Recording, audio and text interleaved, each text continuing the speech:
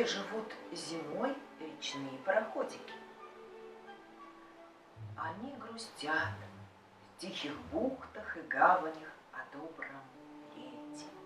И вот однажды такой пароходик до того загрустил, что забыл, как надо гудеть.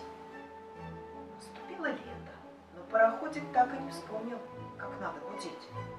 Поплыл он вдоль берега, встретил щенка и спрашивает: «Вы не знаете, как надо гудеть?» «Нет», — сказал щенок, — «я лаю. Хочешь научу? Гав-гав!» Что? Если я буду говорить гав-гав, все пассажиры разбегутся. Плыл пароходик дальше. Встретил поросенка и спрашивает: «Не знаете, как надо гудеть?»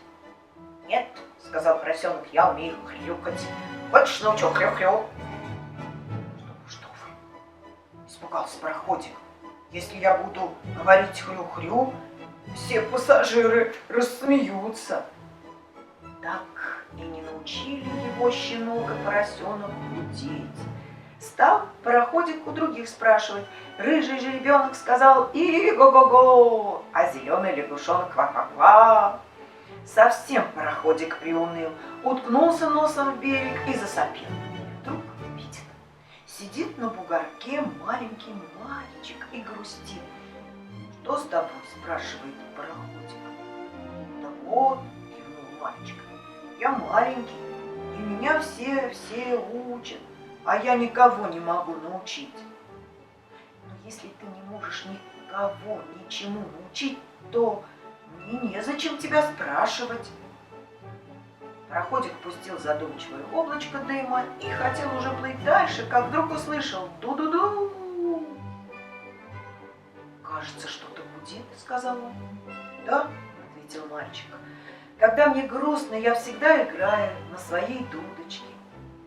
«Кажется, я вспомнил», — обрадовался пароходик. «Что ты вспомнил?» — удивился мальчик.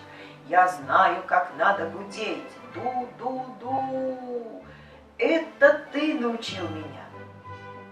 И грустный мальчик весело засмеялся, а пароходик загудел на всю реку.